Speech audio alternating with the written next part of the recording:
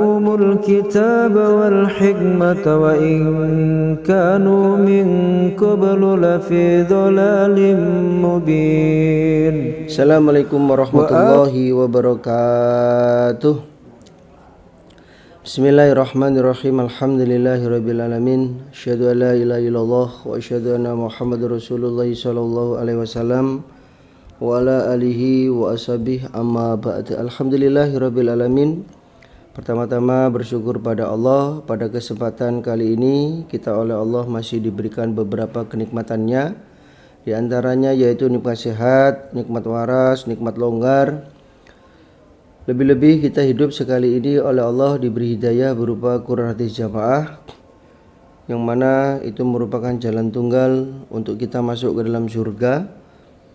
Maka kita supaya mensyukuri dengan ucapan syukur alhamdulillahirabbil alamin kepada perantara agama yang memperjuangkan agama Allah, mulai dari Nabi Muhammad SAW diteruskan oleh sahabat-sahabatnya, tabi'in tabi'ahum, para alim ulama, mubalik dan mubaligot, sehingga kita bisa menikmati hidayah berupa Quran hadis jamaah.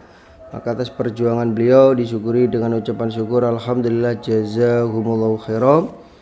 Ketiga kalinya bersyukur kepada bapak-bapak, ibu-ibu, saudara jamaah sekalian yang senantiasa mengikuti pengajian Sahih Bukhari pada kali ini. Atas amal solehnya, atas kehadirannya, atas ketaatannya disyukuri dengan ucapan syukur alhamdulillah jazakumullahu khairan. Mudah-mudahan Allah memberi manfaat dan barokah. Tetap hatinya supaya selalu ditata dengan hati niat mukhlis lillah karena Allah, semata-mata yarjuna rahmatahu wa yakhafuna adabah. Innama amalu binniyah fala amalun illa binniyah. Apalagi saat ini merupakan bulan suci Ramadan, yang mana di dalam bulan Ramadan itu Allah melipat gandakan semua pahala, dilipat gandakan illa masya Allah. Maka kita supaya berlomba-lomba di dalam mencari pahala di bulan Ramadan, terutama meraih sukses 5 sukses Ramadan, sukses puasanya, sukses sholat tarawihnya, sukses baca Al-Qur'annya, kemudian sukses Lailatul Qadarnya, dan yang terakhir itu adalah sukses zakat fitrahnya. Alhamdulillah jazakumullahu khairan. Baik Bapak Ibu, kita lanjutkan pengajian kita. Hadis Bukhari Kitabul Wudu, nomor babnya 70, nomor hadisnya 241. Nomor bab 70, nomor hadis 241.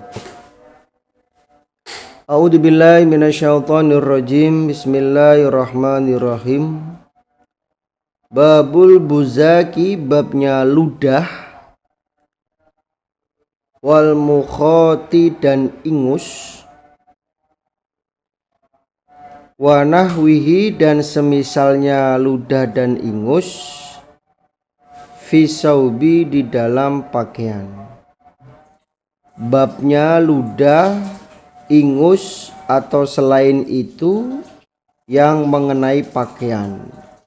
Jadi ingus, ludah, dan lain-lain ketika terkena pakaian, maka hukum pakaian itu bagaimana? Apakah najis ataukah tidak? Ya. Qala, berkata siapa Urwah an Miswar wa Marwan, kharaja, keluar siapa an-nabiyyu, Nabi sallallahu alaihi wasallam, zamana Hudaybiyah, pada zaman perjanjian Hudaybiyah, yaitu tahun 6 Hijriah. Fadzakara, maka menceritakan siapa Miswar al-hadisa, pada hadis.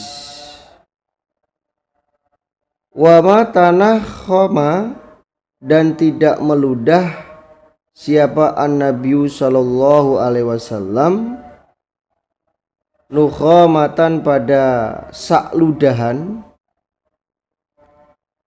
illa, kecuali waqa'at, jatuh apa ludah, fi kaffi rojulin, di dalam telapak tangannya orang laki-laki, minhum, dari mereka. Fadalaka maka menggosok-gosokkan siapa rojul atau mengoleskan siapa rojul biha dengan ludahnya Nabi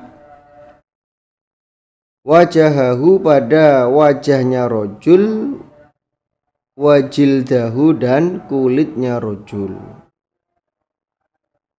Jadi Miswar dan Marwan menceritakan bahwa Nabi keluar pada zaman perjanjian Hudaybiyah. Nah, Miswar menceritakan Nabi itu tidak meludah sak ludahan kecuali ludahnya itu jatuh di telapak tangannya orang laki-laki. Maksudnya setiap Nabi meludah itu sudah ada orang yang siap-siap untuk menangkap ludahnya Nabi. Kemudian dengan ludah tersebut rojul itu menggosok-gosokkan ludahnya di dalam wajah dan kulitnya.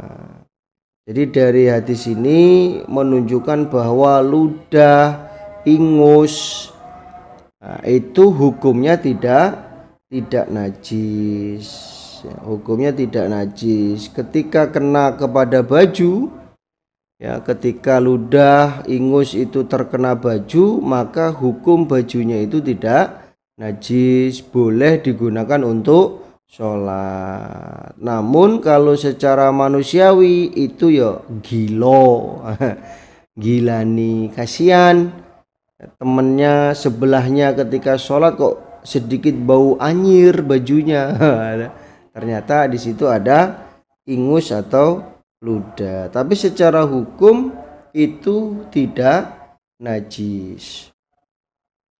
Hadatsana Muhammad ibnu Yusuf qala hadatsana Sufyan an Humaid an Anas qala berkata Anas bazaqo meludah siapa an Nabi sallallahu alaihi wasallam fi saubihi di dalam pakaiannya Nabi. Jadi Anas menyampaikan bahwa Nabi pernah meludah di dalam pakaiannya. Itu artinya ya ludah itu tidak najis. Kala berkata siapa Abu Abdillah tawalahu memanjangkanhu pada hadis siapa Ibnu Abi Maryam. Kala berkata siapa Ibnu Abi Maryam lafat akhbarona Yahya ibni Ayub hadatsani Humaid. Kala berkata siapa Humaid Sami itu mendengar aku Anasan pada Anas bin Malik anin Nabi dari Nabi Shallallahu Alaihi Wasallam. Nah, ini dua hadis ini menunjukkan bahwa air ludah itu tidak najis, ya. Air ingus itu tidak najis. Kalau iler bagaimana, Mas? Ya. Nah, iler ini dilihat apabila air iler air liur yang keluar dari mulutnya ketika tidur dan keluarnya itu dari rongga mulut, ya, dari rongga mulut dan warnanya itu tidak kecampur kuning dan tidak berbau, maka itu hukumnya tidak najis, ya. Iler yang warnanya itu tidak tercampur kuning-kuning dan juga tidak ada baunya, berarti iler itu keluar dari rongga mulut. Tapi kalau iler itu berbau, bau anyir, kemudian warnanya tercampur kuning-kuning, itu keluar dari perut, ya, keluarnya itu dari perut, maka hukumnya najis, ya, maka hukumnya najis. Jadi kalau mungkin tidur, bahkan di dalam riset itu manusia dalam satu hari itu memproduksi 1 liter iler, ya. memproduksi 1 liter iler, baik tidur maupun kondisinya tidak tidur. Jadi intinya itu, kita dilihat kalau ilernya bau ya berarti najis, tapi kalau ilernya tidak bau dan tidak tercampur warna kuning-kuning ya berarti itu tidak najis. Babun bab la yajuzu, tidak boleh opo al wudu'u wudu bin nabidi, dengan air rendeman atau baceman. Wala, dan tidak boleh wudu al muskiri, yang memabukkan. Babnya tidak boleh berwudu menggunakan air baceman dan tidak boleh berwudu menggunakan air yang memabukkan. Wa karihahu, dan bencihu pada kelakuan siapa Hasanun Hasan wa Abu Aliyah. Wa qala, dan berkata siapa Ato, at-tayamumu, adapun tayamum iku ahabbu, lebih disenangi, ilayya, padaku. Ahabbu, lebih disenangi, ilayya, padaku, minal wudu'i, daripada wudu, bin nabidi, dengan air rendeman, wal labani, dan air susu. Wal labani, dan air susu. Jadi Hasan dan Abu Aliyah itu benci apabila dia melakukan wudu dengan air rendaman atau memabukkan. Nah, Atok berkata, tayamum itu lebih disenangi kepadaku daripada wudu dengan air rendaman dan air susu. Jadi memang air seperti itu suci tapi tidak bisa mensucikan. Ya. Zatnya itu suci tapi tidak bisa mensucikan. Itu disebut air tohir. Ya. Disebut air tohir. Jadi tohuratu li nafsih, ya. Tohiratu li nafsih wala tohiratu ghairih, ya. Itu yang disebut air tohir. Dia itu zatnya suci, ya. Zatnya suci. Air susu contohnya dicampur kopi atau air teh, ya. Itu zatnya suci, tapi tohuru ghairih, dia tidak bisa mensucikan, ya. Tidak bisa mensucikan. Artinya air teh itu tidak bisa digunakan untuk berwudu, apalagi untuk mandi junub. Walaupun zatnya suci, ya, walaupun suci, tapi tidak bisa digunakan untuk sesuci, ya, tidak bisa digunakan untuk sesuci. Makanya lebih baik tayamum daripada wudu dengan menggunakan rendaman air atau air rendaman baceman dan menggunakan air susu. Hadatsana Ali bin Abdullah qala hadatsana Sufyan qala hadatsana Zuhri an Abi Salamah an Aisyah an Nabi sallallahu alaihi wasallam qala, bersabda siapa Nabi, kulu syarobin, tiap-tiap minuman askaro, yang memabukkan, fahuwa, maka minuman iku haramun, haram, ya. Fahuwa, maka minuman iku haramun, haram, haram untuk diminum dan haram untuk dijual belikan. Jadi haram untuk diminum, haram untuk dijual, haram untuk wudu, ya. Jadi wudu menggunakan air yang memabukkan itu hukumnya haram, tidak boleh, ya. Contohnya saking kayanya akhirnya dia berwudu menggunakan whisky ya, menggunakan homer, menggunakan air yang memabukkan. Itu tidak boleh, haram hukumnya. Babu guslil mar'ati, bab membasuhnya perempuan, abaha pada bapaknya, adama pada darah, an wajhihi dari wajahnya bapak. Babnya seorang perempuan membasuh lukanya bapak yang ada di wajah ya. Bapaknya terluka di wajah, nah ini anaknya membasuh atau membersihkan lukanya di dalam yang ada di wajah. Waqala, dan berkata siapa Abu Aliyah, imsahu, mengusaplah kalian, ala rijli, atas kakiku. Fa innaha, maka sesungguhnya kaki iku maridotun, sakit. Abu Aliyah memerintahkan kepada anaknya agar anaknya itu mengusap kakinya, karena kakinya Abi Aliyah sakit ya, keadaan sakit. Hadasana Muhammad yakni bin Salam, Muhammad bin Salam.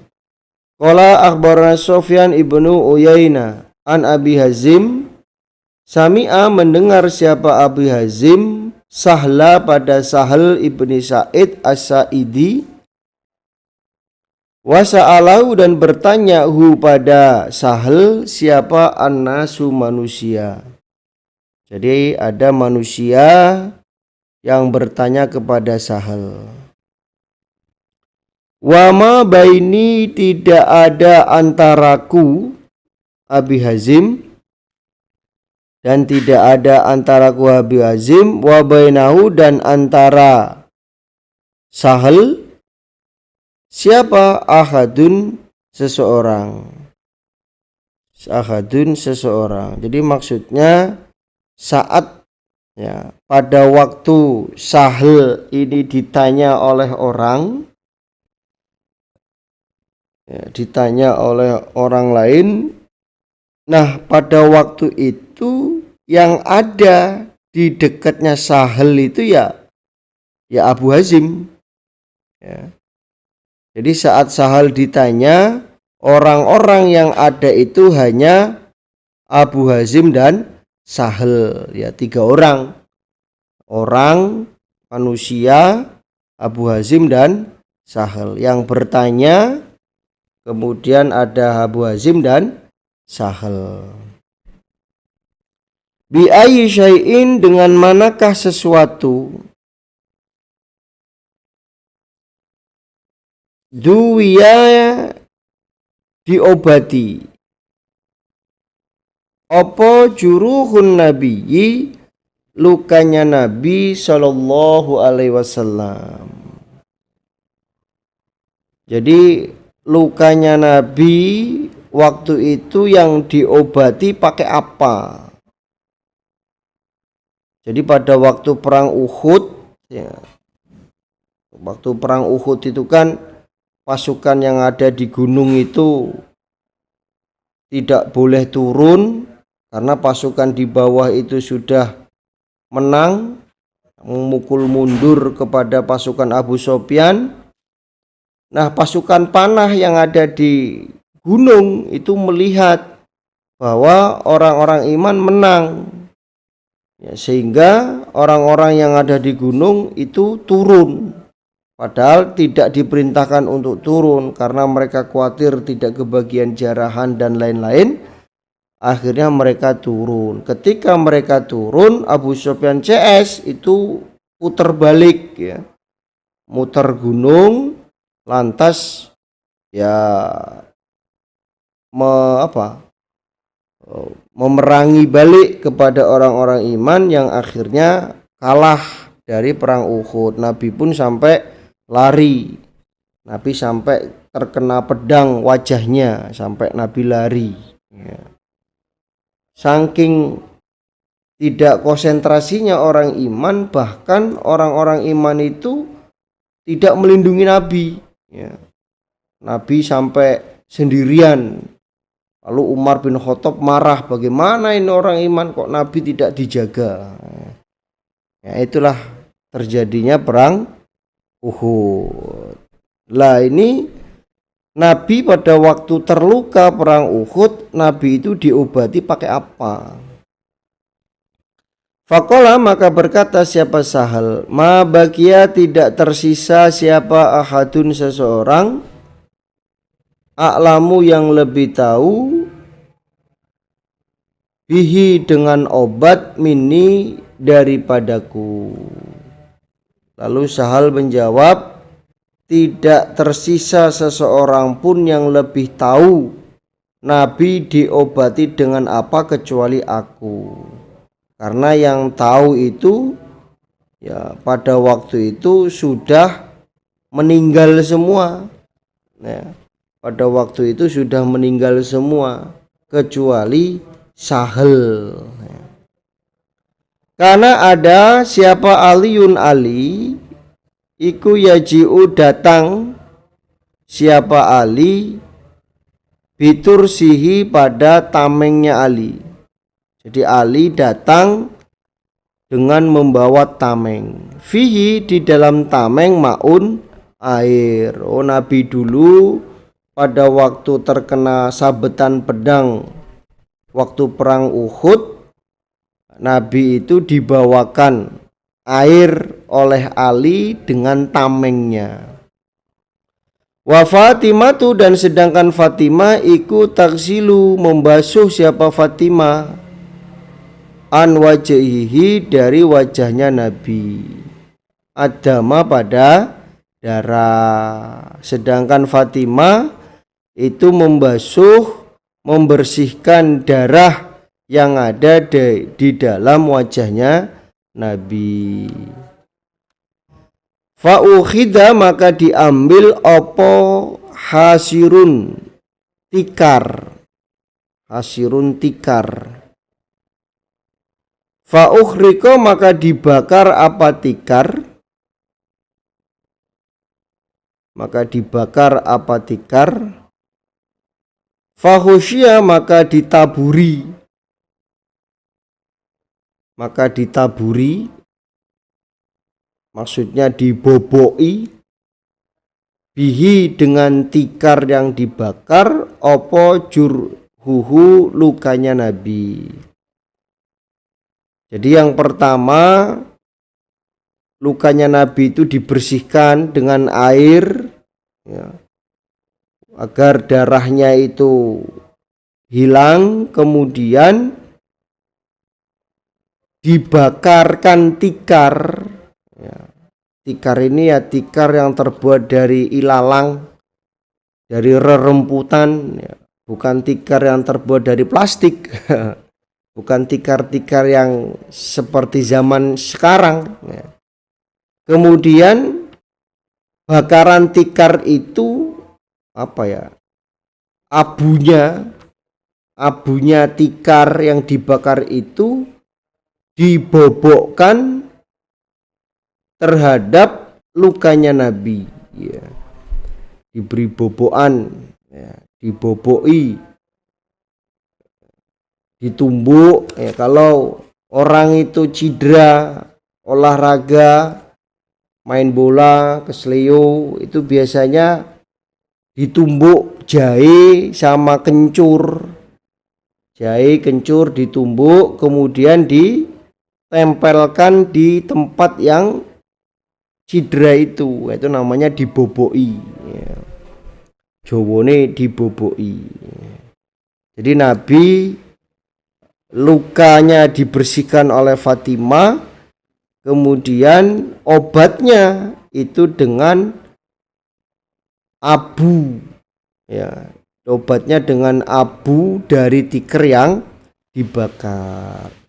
Jadi kalau kita kembalikan ke bab bahwa ya membasuh luka bapaknya dari wajahnya itu ya boleh, ya. Nggak apa-apa anaknya perhatian kepada bapaknya. Babu siwaki, babnya siwakan. Waqala dan berkata siapa Ibni Abbas, bitu bermalam aku indan nabiyyi di sisi Nabi sallallahu alaihi wasallam, fastana maka siwakan siapa Nabi. Jadi Ibni Abbas pada waktu dia bermalam, ya, bermalam di rumah bibinya, ya, sedangkan bibinya itu adalah istrinya Nabi, dia melihat Nabi melakukan siwakan. Nabi siwakan. Kalau sekarang ya sikat gigi, ya. Hadasana Abu Nu'man qala hadasana Hamad ibnu Zaid an Ghailan ibni Jarir an Abi Burda an Abi qala berkata Abi, Ata itu datang aku an Nabiya pada Nabi sallallahu alaihi wasallam, fawajatuhu maka menjumpai aku Abi hu pada Nabi, yastanu siwakan siapa Nabi, bisiwakin dengan siwak, biyadihi dengan tangannya Nabi. Jadi Abi dia datang kepada Nabi, lalu dia menjumpai Nabi sedang siwakan dengan tangannya. Yaqulu bersabda siapa Nabi, wasiwaku dan adapun siwak fihi di dalam mulutnya Nabi. Ka'annahu seakan-akan sesungguhnya Nabi iku yatahawwa'u muntah siapa Nabi. Jadi Abi menjumpai Nabi sedang siwakan, ya, pas lagi siwakan Nabi itu mengeluarkan suara nah, siwakannya ada di dalam mulutnya Nabi, seakan-akan Nabi mau muntah. Ya samalah seperti kita. Ya kalau kita pagi-pagi itu sikatan, itu kadang-kadang ya hampir mau muntah. Ya, gitu. Jadi Nabi mengerjakan siwakan. Ya, Nabi mengerjakan siwakan. Bahkan ya Nabi mau tidur siwakan, setiap Nabi mau sholat juga mengerjakan siwakan. Nah ini. Hadasana Utsman ibnu Abi Syaibah qala hadasana Jaril an Mansur an Abi Wa'il an Hudzaifah qala berkata Hudzaifah, karena ada siapa an-nabiyyu Nabi sallallahu alaihi wasallam, idza qama ketika berdiri siapa Nabi, minal laili dari waktu malam, maksudnya hendak mengerjakan sholat lail, yasusu menggosok-gosok siapa Nabi, fahu pada mulutnya Nabi, bisiwakin dengan siwak. Nah ini, jadi ketika Nabi bangun hendak mengerjakan sholat malam, Nabi menggosok-gosok mulutnya dengan siwak, ya, dengan siwak. Ini menunjukkan ya kebersihan, sikat gigi, siwakan, ya. Jadi kalau kita lihat siwak yang bagus itu adalah diambil dari akarnya, akar siwak, ya, bukan dari rantingnya. Ternyata banyak manfaat yang diterima ketika dia melakukan siwakan. Di samping menjalankan sunnah Nabi, tapi dari sisi kesehatan pun juga dia mendapatkan kesehatan, ya, dia mendapatkan kesehatan. Bahkan ada orang itu tidak percaya dengan siwak, ya. Orang itu tidak percaya dengan siwak, akhirnya dia mengambil siwak, ya, dan siwak itu digunakan untuk membersihkan duburnya. digunakan untuk membersihkan duburnya. Kemudian tidak lama ya, setelah dia membersihkan duburnya dengan siwaknya itu, dia jatuh sakit.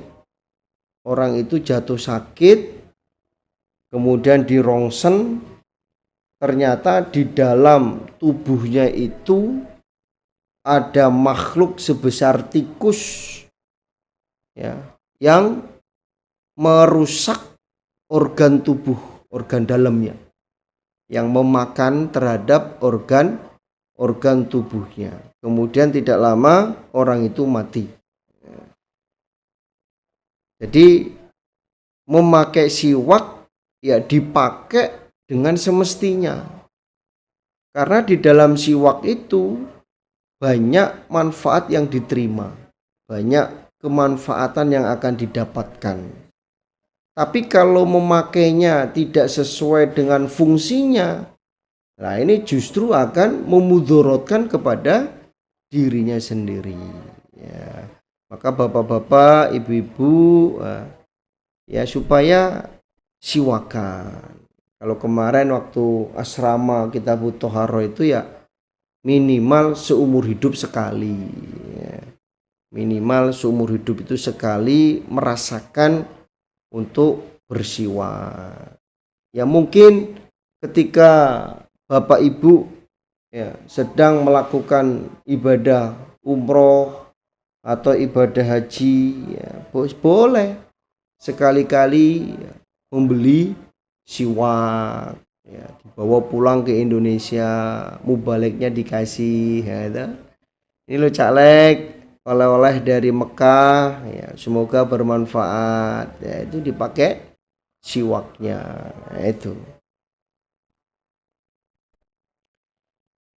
Babu daf'i siwaki, bab memberikan siwak ilal akbari pada orang yang lebih tua ya, kepada orang yang lebih tua. Waqala dan berkata siapa Affan, hadasana Sokhr ibnu Juwairiyah an-Nafi' an ibni Umar anan nabiya, sesungguhnya Nabi sallallahu alaihi wasallam iku qala bersabda siapa Nabi, Aroni melihat aku padaku, maksudnya Nabi bermimpi, atasawwaku siwakan aku, bisiwakin dengan siwak. Faja'ani maka datang kepadaku sopo rojulani, dua orang laki-laki. Ahaduhuma salah satu keduanya, akbaru lebih tua, minal akhori daripada yang lain. Jadi Nabi bermimpi, di dalam mimpinya itu Nabi sedang siwakan ya.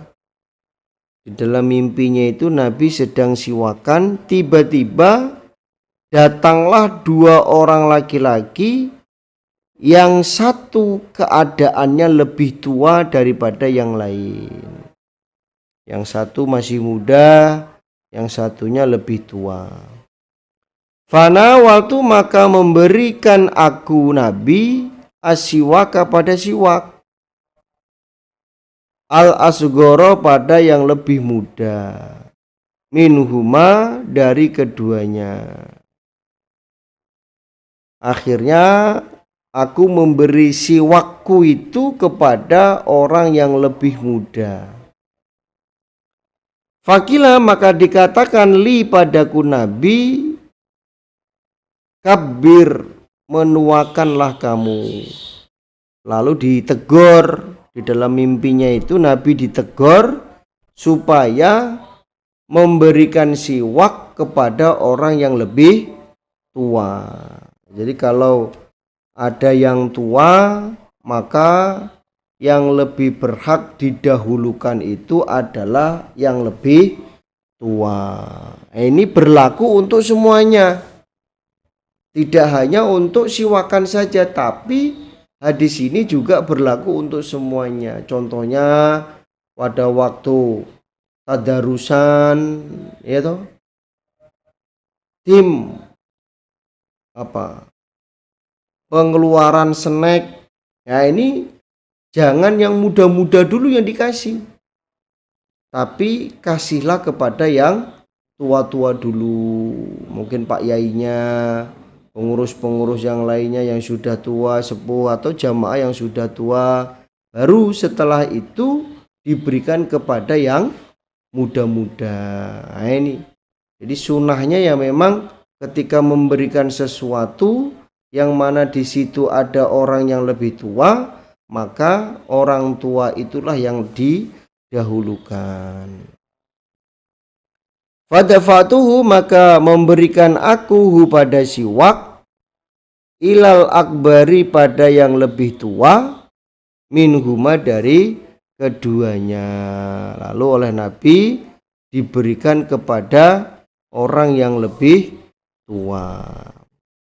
Kala berkata siapa Abu Abdillah, ikhtasorhu, meringkashu pada hadis siapa Nu'aimun Nu'aim, an ibni Mubarak, an Usama, an Nafi, an ibni Umar.